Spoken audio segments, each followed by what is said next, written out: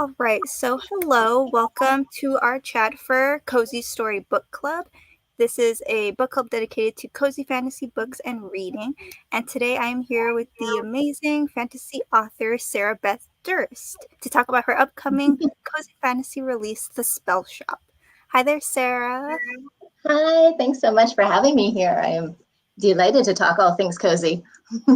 Me too. I'm so excited because you are such a great fantasy author. You know, you've written a lot of different books across like middle grade, YA, and now you're diving into cozy fantasy. So I'm wondering if you can tell us a bit about the spell shop and what readers can expect. Absolutely, yeah.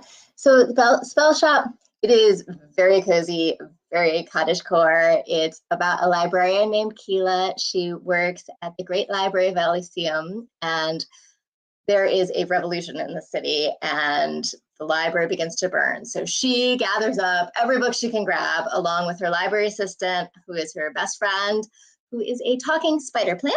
She's like grabbing them with her tendrils, she's grabbing with her hands, and they flee with as many books as they can rescue. And they go to her childhood home, which is this remote and beautiful island where they open up a rather illegal spell shop that also sells a lot of raspberry jam. I had a lot of fun writing it. I am so excited for it to be out in the world. Yeah, it sounds like such a fun story too, and I am just really excited to see more cozy fantasy out there. So I'm very excited to get to read this one. Yay. I hope you enjoy it. I really wanted to dive into cozy fantasy because it's such a nice genre. It's designed to make you feel, I mean, I wrote this book so it would feel like a warm hug.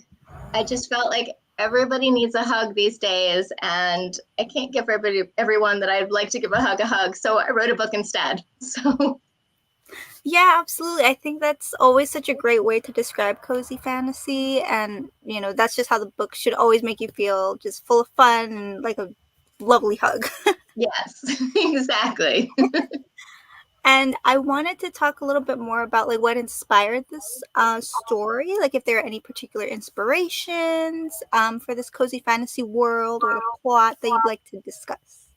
Hmm. Well, okay, so March 2020, that probably is what inspired it when the whole world kind of fell apart, as we all know.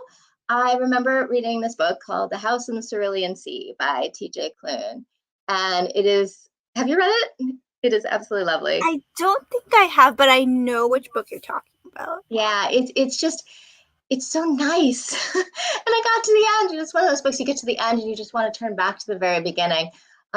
It is about this uptight man that is sent to this orphanage on an island, and he's supposed to be evaluating it, but instead falls in love, and this wonderful found family, and it made me feel so good reading it. It was just so delightful that I thought to myself, well, I want to write something that makes me feel this way. And to me, that's what cozy fantasy is. I mean, it's a vibe. It's a way that the book makes you feel more than any particular trope or setting or character type or arc or any sort of artifact of the subgenre, but it is primarily a feeling. It's designed to feel like an escape, to feel like a sanctuary, to feel like to feel like you've got this blanket wrapped around you and a cat on your lap and hot chocolate next to you and a book in your hands and it's snowing lightly outside. That's what I wanted to capture in book form. So that really was the inspiration, that I wanted to create that feeling in somebody reading the book, the same way that book made me feel, the same way when I went on to read The Very Secret Society of Irregular Witches by Sangu Mandana, and as many other cozy fantasies as I could get my little paws on. I wanted to create that feeling. So that was really the core inspiration, is just I wanted to write a sweet book that made people happy, that was filled with as many things that make me happy as I could possibly pour into it. Um, as far as kind of the individual details, it's really a list of things that make me happy. There's raspberry jam, there's cheese, there's mermaids, there's a random unicorn, there's a talking spider plant, there's many books, there's a kind neighbor, there's sunsets, there's lovely breezes, there's a quirky neighbors and friends that you find on the way, a bakery, a lot of cinnamon rolls. things that I think bring delight. So all of those things are in this book.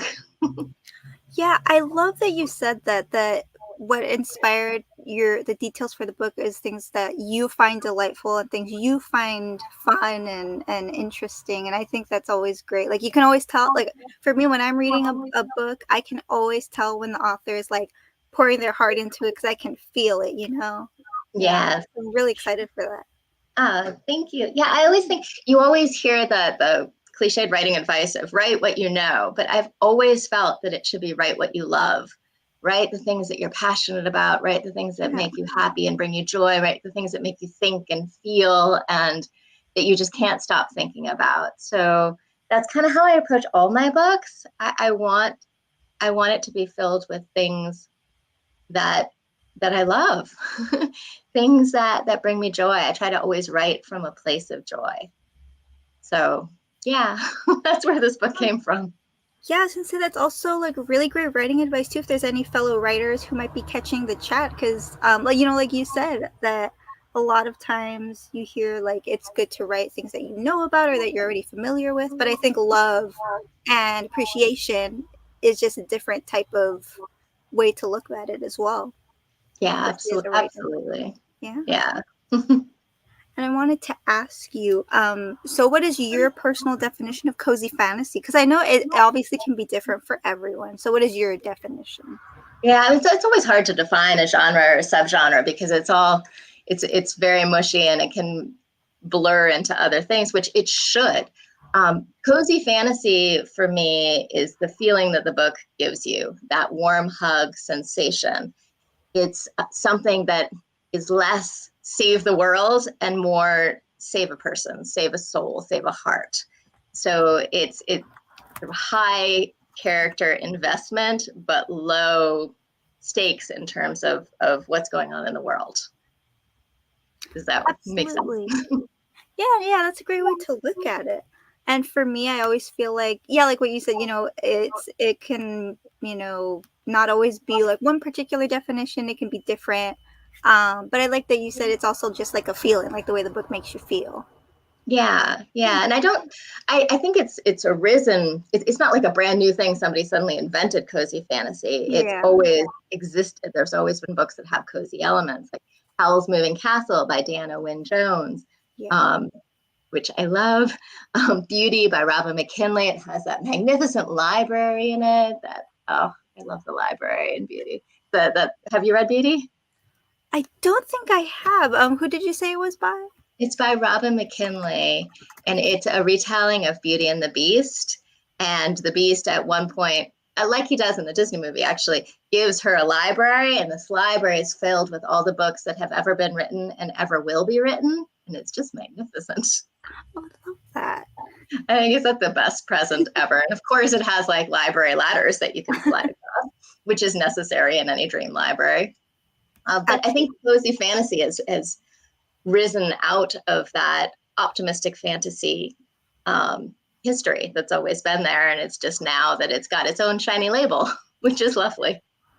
Yeah, definitely. And I did want to dive a little bit more into the characters and the world for your upcoming book. So you said Kiela is a librarian. So can you tell us a little bit about her? Like, you know, what drives her in this story, and what can readers expect from her? Yeah, so Kiela has been sequestered in this library for 10 or 11 years. It's not an open library. It's very limited who's allowed to go into the stacks. It's just a very elite creme de la creme of the sorcerers that are allowed access to these spell books. So she is not interacting with the public at all. She hasn't really seen a person since the last janitor came along and dusted things, and she wasn't really happy about all the dust about it then. So she has really been cut off from everyone. Her parents died not that long ago. Outside of Kaz, her sentient spider plant assistant, she really doesn't have any friends, which is why when the library burns down, the only place she can think of to go is her childhood home, where the house that she grew up in is standing uninhabited. And she doesn't know if the roof has fallen down or if it's inhabited by raccoons or whatever. But it's the only place she can think of to go. So her arc is she has been without connection to other people, and she thinks that that's fine. She doesn't realize that she has shut herself off almost in this prison of her own making. So she needs to open up and learn to live in the moment and love being alive and make friends and fall in love and experience all those things. So that really is her journey from a place of isolation to one of connection. And I love found family, so there's a lot of that in this book. Yeah, I love that. And I think, especially with the subgenre of cozy fantasy, I see it as like I would define them as like healing fantasy, Yes, oh, I and I love think, that. yeah, and I think a lot of like what you're saying, about Kiela's journey is healing. Maybe some people will really relate to that, and I think that a lot of people will definitely enjoy that aspect of the story when they pick it Oh, up. I love you calling it a healing.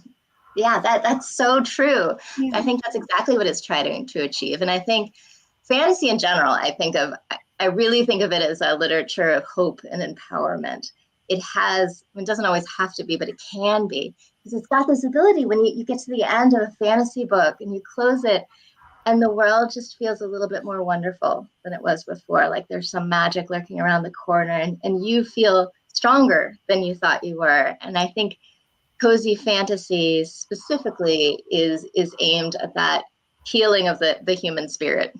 Like that's kind of its goal is to give you a sanctuary, give you an escape for as long as it takes to read it, so that you can take a deep breath and then come back and face what's ever in your life. So I love your use of the word healing. I think that's perfect.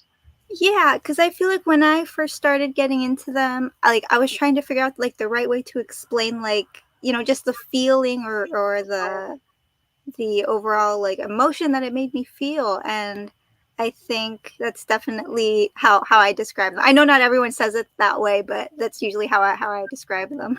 Yeah, I love that. So what drew you to cozy fantasy? What was your first? Let's see. So originally it was through the Tea Dragon Society Oh, I graphic love novels. Have you heard of those, or have you read them? Yes, they're Yeah. adorable. Yeah, and I remember when I had first read them, I was like, "Wow, I don't know how to describe this kind of story." So also called it, I think I called it like just slice of life fantasy or something like that.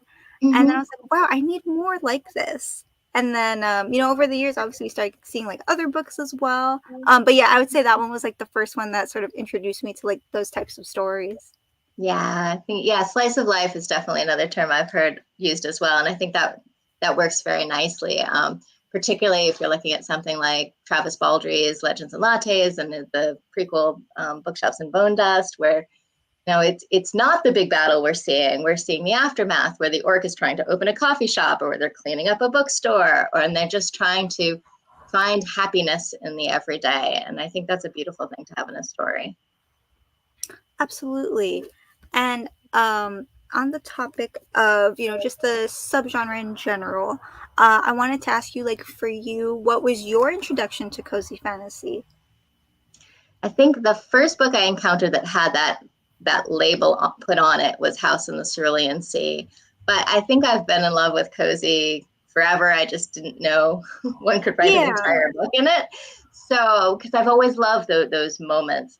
Have you seen Spirited Away, the movie by Studio Ghibli? Yes. I love Yes, that I movie do. so much. There's you remember that one scene where she's on the train and No Face is there, and she's just riding on the train. I Yeah. love I love that. I read an article, an interview with the director, and he talked about that he likes his movies to have those moments of stillness. And I think that's another thing that cozy fantasy does and can do that other subgenres don't or can't, is have those moments of stillness. And I think I've always been drawn to those moments in books, those moments where the characters are taking a breath, where they're having shawarma together after the great battle. That those kinds of moments. And I think cozy fantasy tips into having a higher percentage of those moments than a lot of other subgenres, which makes them really fun to read and to write. Absolutely, yeah. And I think it's also like the quietness of the story, I would say, like where the reader's able to just sit with the characters and the setting for sure. Yeah, yeah, I love that. I love the specific descriptions that you can get in cozy fantasy and the depth of character that you can get. It's a lot of fun. Oh, definitely. And it's fun. It's real fun to read too. Yeah. And next, I actually did want to ask you, so since we were on the topic of like description and things like that, like what was your favorite part about the setting of the spell shop? Oh, that it's filled with raspberries. I have her in this cottage, and through a little bit of magic, she makes the raspberry brambles in the back grow incredibly huge. And this was actually inspired by where I grew up. My childhood home, my mom has this amazing green thumb. And so when I was growing up, she had all of these gardens, like a huge vegetable garden, a strawberry patch, like all these peonies and lilac bushes. And we also had this raspberry patch that was enormous in the backyard. And I have never tasted a raspberry like that since, just that fresh, sun ripened raspberry. So I put that in the book in spades, and this huge raspberry bramble. And I just, wait, I'm going to lift up the cover again so people can see. So the artist for the cover art is Lulu Chan, and she is an amazing artist. And I think I she am really in love with captured. that cover. It's so gorgeous, just so cozy, and it's just so like magical. I just want to move into that cottage, like right Me now. too. Yeah, she's an amazing artist, and I'm so thrilled that we got her for the cover. And yeah, the way she does the light and the winged cat on the cover, and just anyway, I really enjoyed writing all the scenes with the cottage where she reclaims it and makes it turns it into a home, and I found that really satisfying to write. Yeah, and along the lines of the plot and the characters, are there any other characters in the story aside from Kiela that Oh, readers will be introduced to? absolutely. Well, there's Kaz. So Kaz is her library assistant and best friend. He is a sentient spider plant. He travels. He's not in a pot. He's just got his like root balls, and so he travels by like propelling himself along with his leaves, and he reaches things with his tendrils and so forth. And I love him very very much. He's rather anxiety prone and worries a lot about everything, and I just adored writing him. And then there's also Laren, who is her neighbor next door, who is extremely kind, like more kind than she wants because she doesn't want any people around. And he keeps showing up and like keeping her from starving and her house from burning down and that sort of thing. He just keeps being there in her life. And their their first date scene, though she wouldn't necessarily call it that, but they go.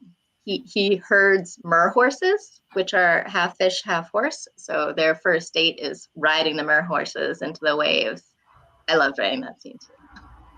I cannot wait. I also love that there's like an underlying romance that always makes it real fun. Yeah.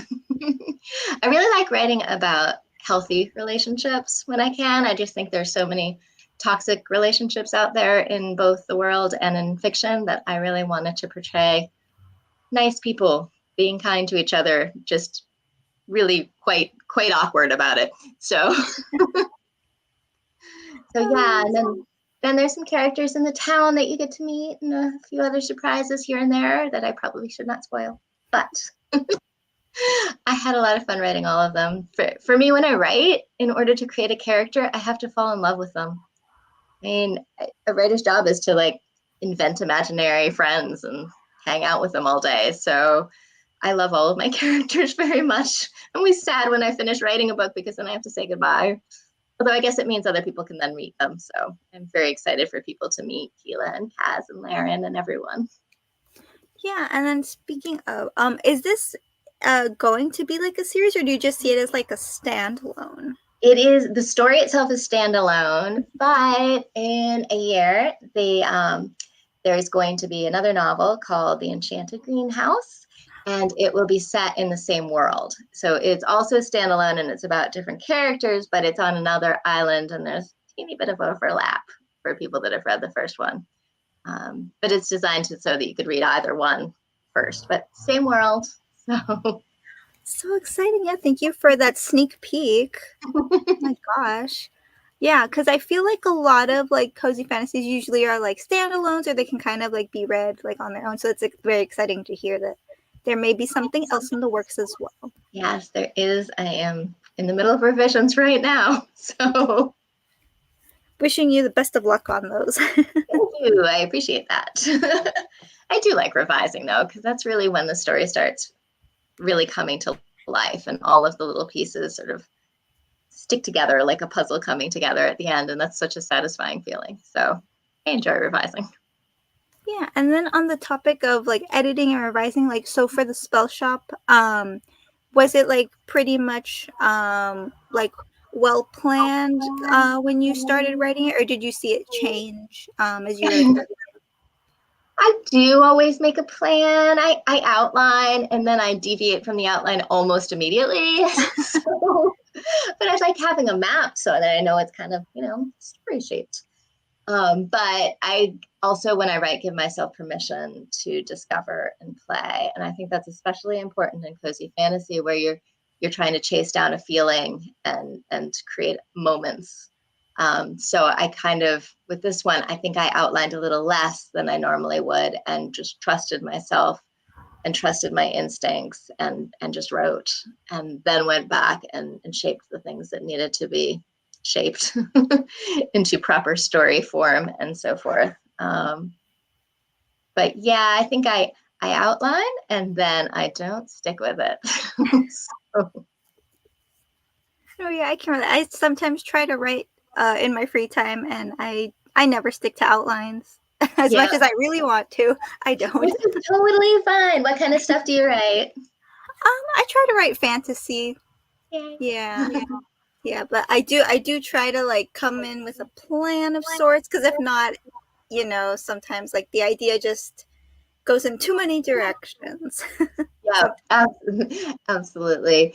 Yeah, I mean, I think I really think writing is a lot about sort of finding what works for you and finding what works for this particular book, because it's not even always the same what works best. So it's just figuring out, how to get your mind to be as creative as it can be, and opening yourself up to wherever the story wants to go, kind of trying to let go of all those writing myths that you come into it with, like, the idea that you need to feel inspired every time you sit down to write. I mean, it's lovely if you feel inspired. That's great. That's a lot of fun, but that does not happen every day. And often what happens is I sit down and, you sit down, you start writing, and you're typing along, and then the muse shows up. And you're like, okay, thanks for coming. Now we can get some more done. But you don't have to feel that huge bolt of inspiration. Similarly, you don't have to have giant sweeping stretches of uninterrupted time. Nobody has that. You can write in stolen bits of time, and that's fine. So yeah, I mean, I forget where I started that on, but I think a lot of writing is kind of trusting yourself and finding what works for you, because there's no one way to write a book. You talk to like a dozen writers and you'll get a dozen answers for how to write a book. So Yeah, definitely. Yeah, and I think usually when I ask authors, I always feel like, it goes into maybe one of two camps, but obviously, the digger you deep, like it is really like different for everyone. yes. Yeah. Yeah, it really is. And I always find that fascinating. We always get into conversations with, do you outline? Do you not outline? How many Or times do like you revise? the classic what is it? Pantser and plotter. Yeah, Yeah. panther and plotter. Yeah, I'm Yeah. probably halfway in between. Sometimes I do plot out a little bit, just because if you sit down and say, I'm going to write a novel, that's completely overwhelming and paralyzing. But if you sit down and say, I'm going to write this scene, you can do that. And then you can write the next scene and the next scene. So having it broken down like that can be really, really useful. But I also like that feeling of discovery as I'm going along. Yeah, absolutely. And speaking of discovery, I did also want to ask, are there any other cozy fantasy books that you have on your to read list, or maybe that you've been eyeing recently? Well, I'm very next on my read, and I'm saving it as a treat, is The Honey Witch by Sydney Shields. I have it right over there, and I can't wait to read it. It just looks so delightfully cozy. Yeah, I think I've heard of that one. The cover is like it has like flowers on it, I think. Yeah, it's got this Yeah. like flower border and this sort of mansiony, cottagey looking building right in the center.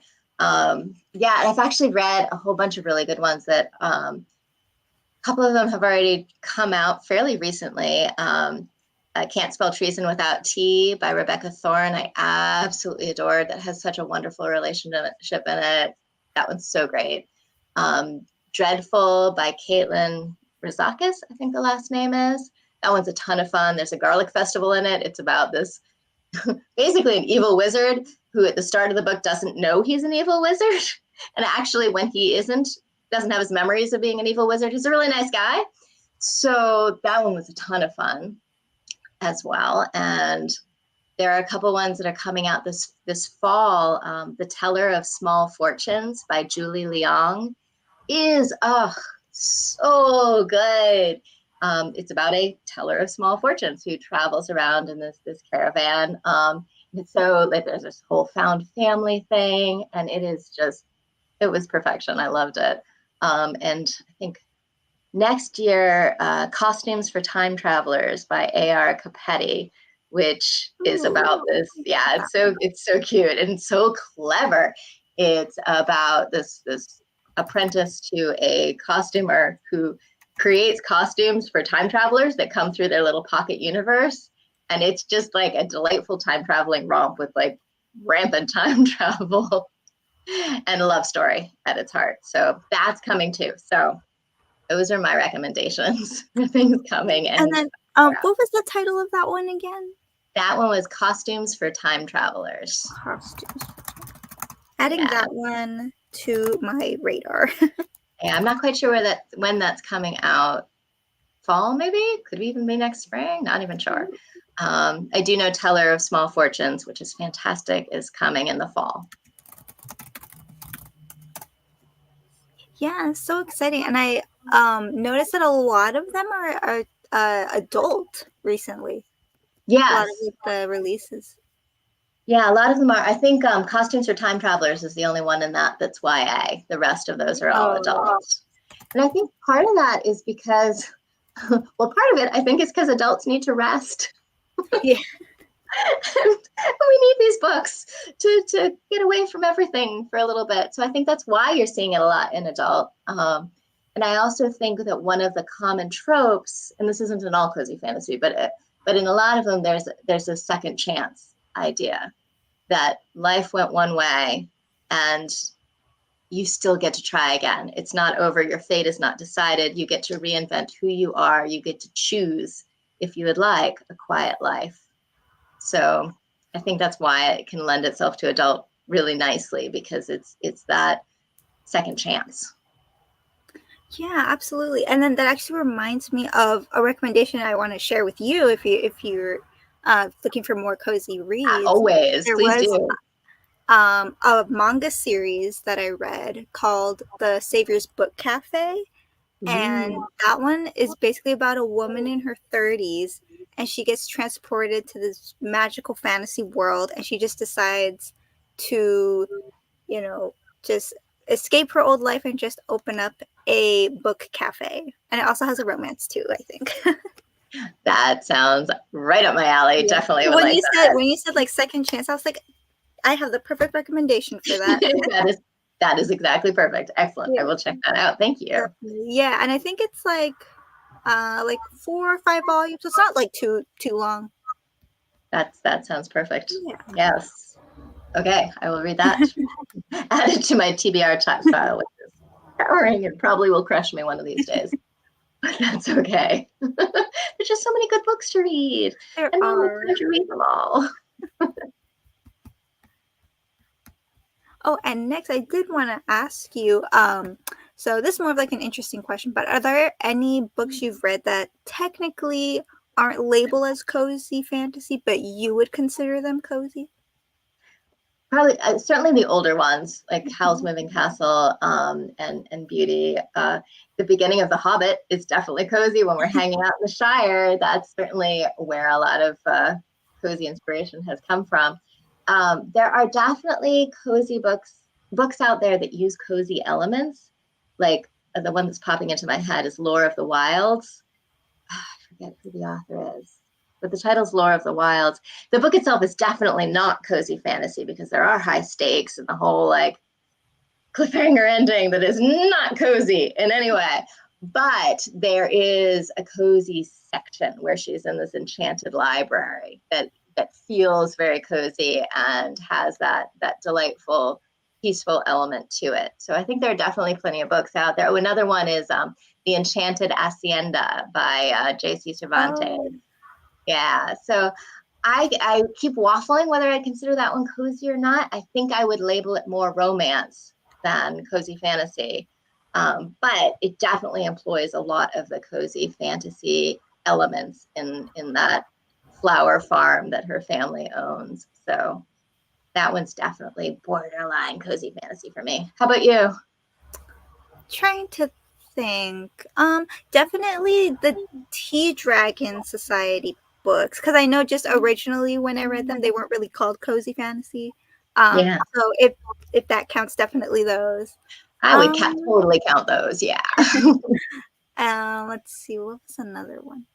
Oh, Eva Evergreen. That one's more of a middle grade Yeah, for me, from I keep Julie seeing that Otter. one popping up. I should read that one. Yeah, Did that you one like is. it? Was it good? Oh yeah, I thought it was really cute. It's basically like Kiki's Delivery Service. I love Kiki's Delivery Yeah, Service. Yeah, that's very good.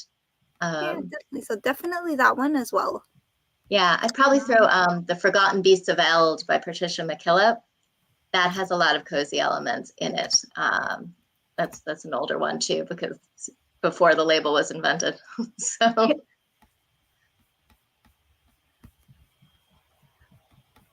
yeah, it's lovely to see so many cozy fantasies coming through and to see people pushing at the borders of what the definition is and what the definition should be, because it's such a new label. I don't think it needs to have a particular boundaries to it. I think if it feels cozy to you, then it counts as cozy. So Yeah, definitely. Yeah, because I think uh obviously like a lot of people have their own different definitions, so it can kind of get maybe confusing too sometimes. So it's like, what is it yeah. really? You know? Yeah, I stick to the vibes. I stick to how it makes you feel. I consider it a subset of comfort reads. I mean, a lot of books that I consider the comfort reads are sort of the bigger umbrella because they're definitely books that are comfort reads to me in which there's a lot of death and mayhem. So they probably don't count as cozy, but I find them really comforting. One that I've heard some people define as cozy that has a whole lot of mayhem in it are the Murderbot Diaries by Martha Wells. Oh yeah. So charming. I love them so very much. And I have reread All Systems Red, which is the first one, and the second one, which is fantastic. I've reread them many times because they really are very comforting and just funny and delightful, despite the title Murderbot. Yeah. And then I did want to ask you, so let's say for any fellow writers who will be catching the chat and maybe they want to try their hand at cozy fantasy, like what advice would you give to them? Maybe if they're struggling or they're trying to Yeah, figure out their story.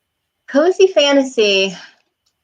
It's actually technically tricky to write because as writers, we're always taught to raise the stakes and ratchet up the tension, just keep raising and raising and raising to keep people turning pages, particularly in genre fiction. But what cozy requires is unraveling those instincts and de-ratcheting, if that could be a word, de-ratcheting the tension and lowering the stakes so that you don't violate that spell of the warm hug.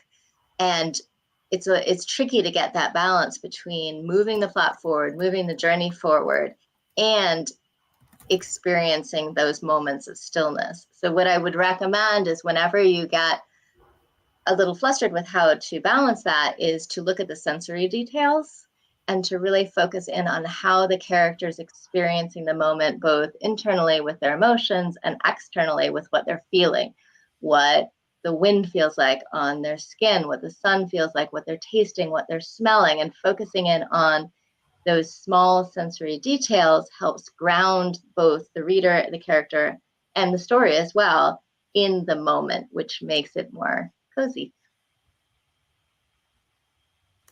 Yeah, I think that's also really great advice too. And hopefully, for any fellow writers who are catching this, they will definitely take that advice. Yeah, I would say just think of things that bring you joy and put them in your book. That'll work. I have And then, yeah, go ahead. I was just going to say, on occasion, I have written entire books just by writing at the top of the screen things I think are awesome, and then listing out all things that I think are really cool, and mashing a few of them together to come up with a story idea. So that is always a trick I recommend.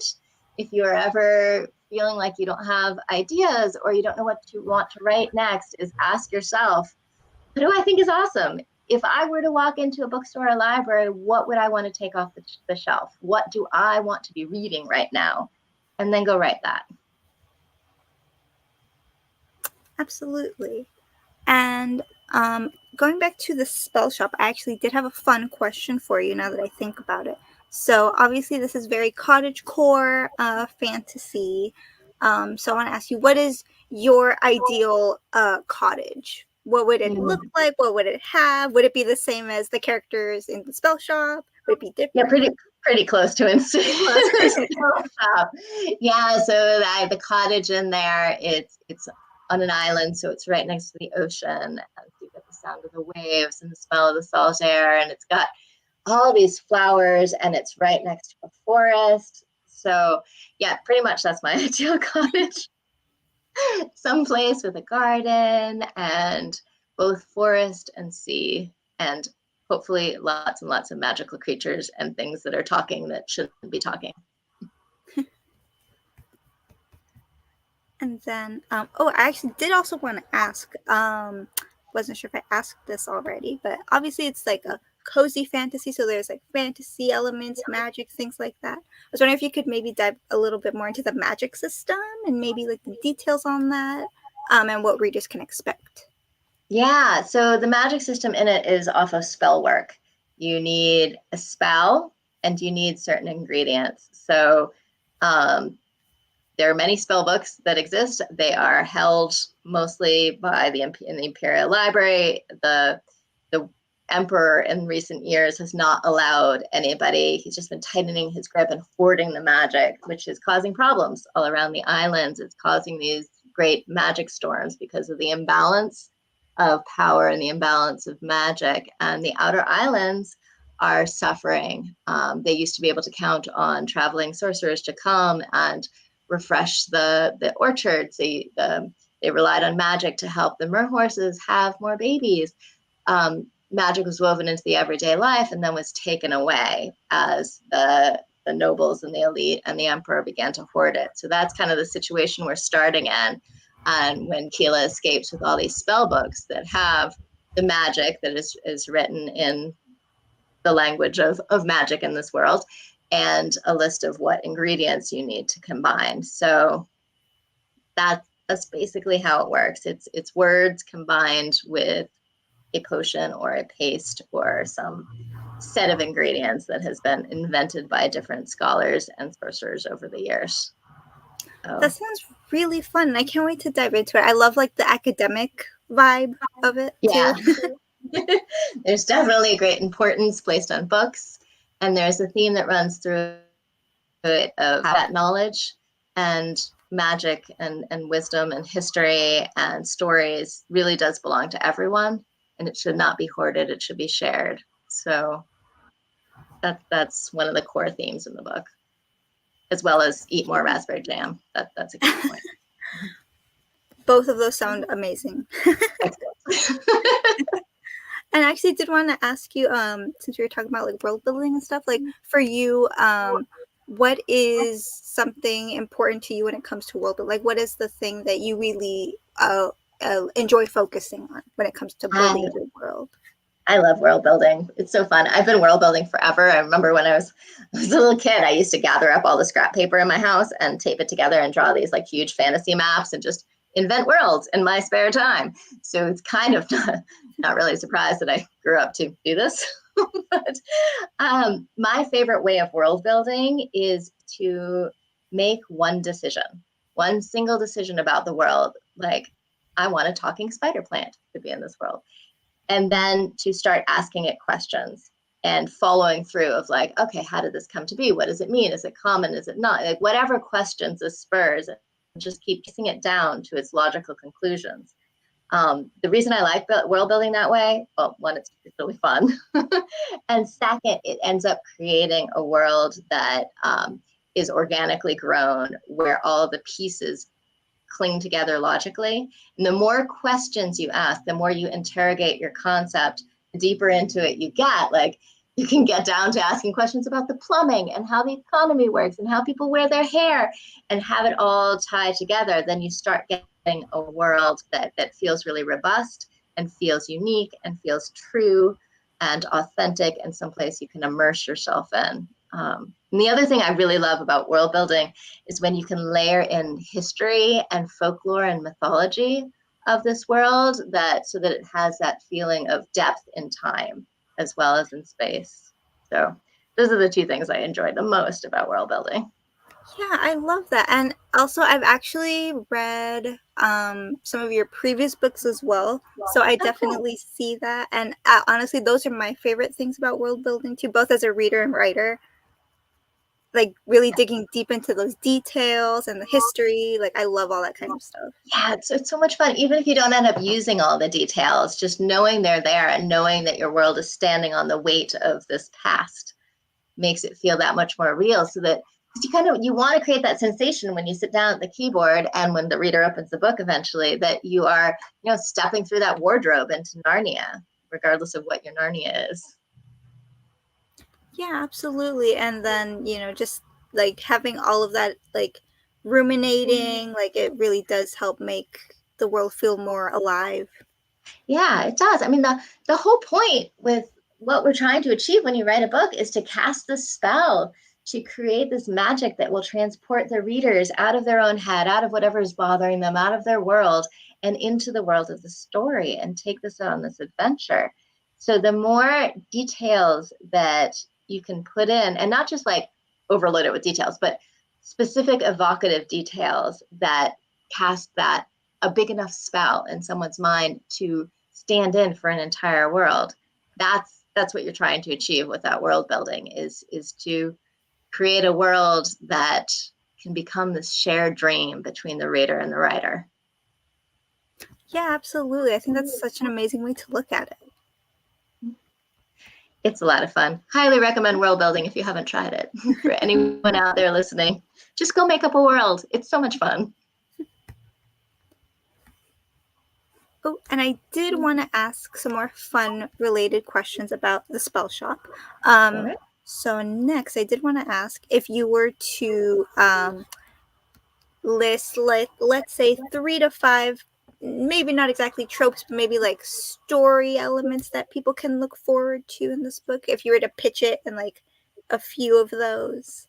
I'd say, well, definitely cozy, cottagecore, lots of raspberry jam, rogue librarian, sentient spider plant, kind neighbor, and quirky friends. Is that 5? I lost Sounds count. perfect. Okay, good. Then I know we are reaching, let's see, about like 40-ish minutes. So maybe we'll end in like 10 minutes or so. I don't want to keep you on too long if you have other things to do. Oh, it's fun talking about cozy. And I love the subgenres so very much. I mean, I love writing epic fantasy as well. Uh, but cozy has been super, super fun. So, Yeah. and I love that there's so much more of it out there to read too than there ever used to be. So that is very cool. Yeah. Actually, as an author and a reader of cozy fantasy, I also want to ask you, what would you like to see in cozy fantasy? Is there anything that you would like to see more of? Maybe something that that you would just be interested in seeing within the subgenre more? Just more of it, because I've read a lot of it, and I will need more books to devour. I think cozy fantasy, it's such a personal thing, what brings you joy and what brings you delight, that I think every writer that approaches it is going to have a different set of tropes and elements that they bring to it. And I think that's what I'm most excited to see from other writers that are approaching cozy fantasy, is what their interpretation of delight is, what their interpretation of a hug, what that feels like to them, what ways they want to escape, and to see what other sanctuaries look like. I know what makes me happy, but what makes everyone else happy? That's what I want to see. Yeah, I love that. And How then, about you? How would you answer that one? for me, I think for me, usually my go-to answer is maybe seeing different kinds of settings. I just love when authors experiment with like different worlds. Yeah. Yeah, I think that's a big thing for me. Yeah, I love that too. Definitely look out for Teller of Small Fortunes, because that one is slightly different from other cozies that I've seen, especially since she's on the move for all of it. So it's not just like the one setting, it's a mobile coziness. Yeah, definitely keeping my eye out for that one. That's really good. Then I also did want to ask, what is next for you? It doesn't have to be like necessarily cozy. I'm just like anything writing related that you want to share. Yeah, well, the Spellshop comes out July 9th, and I will be announcing details for the book tour really soon. So keep an eye out for that. And if you're in one of the areas that I'm visiting, please come see me and say hi, and we can talk jam or cheese or talking spider plants, whatever you want. And my next book out, well, I have two that'll be coming out next year. One is called The Warbler, and that is not a cozy fantasy. That is book club fiction with a speculative edge about a woman who can't stay anywhere and comes to a town she can't leave. And that'll be out in February. And then in June will be The Enchanted Greenhouse that I mentioned earlier, that is set in the same Crescent Islands world. And we'll have a lot of talking plants in it. Exciting. And for those who will catch this stream, just I also want to share a fun announcement that your book, The Spell Shop, will actually be our monthly pick for release month in July. Yay! So we're really excited to be reading it, and we'll be discussing it. And hopefully we can have you back for maybe a spoiler chat. Sounds lovely. I hope all of you enjoy it as much as I enjoyed writing it, and I hope you eat a lot of raspberry jam and cheese while you do so. I highly recommend that, and it will enhance the experience. Absolutely. And if you want to shout out like any social media channels where readers can find you or follow you. Yeah, absolutely. I'm all over the place online. My website, it's all just my full name. My website is sarahbethdurst.com, and I've got all my books on there, as well as first chapters of everything. So you can get a taste of the Spell Shop as well as any of the other books. I list all my appearances on there and all of that stuff. But I'm also on social media if you'd like to find me there: Instagram, TikTok. I still call it Twitter. X, So do I. right? Blue Sky, Threads, Facebook. I'm just at Sarah Beth Durst on all of them. Awesome. And I just want to say thank you so much for joining me in this chat. It was so great to discuss the Spell Shop and just learn more about it and your writing, and just discuss cozy fantasy in general. So thank you so much. Thank you so much for having me. This was really fun, and happy cozy reading, everyone. And you can follow Cozy Story Book Club on Instagram at Cozy Story Book Club. And we're also on Twitter as well at Cozy Story Club, I believe. I don't log into it too much, but I think that's what it is. So thank you to those who joined or who will be joining, and we will be ending the chat here. Thank you.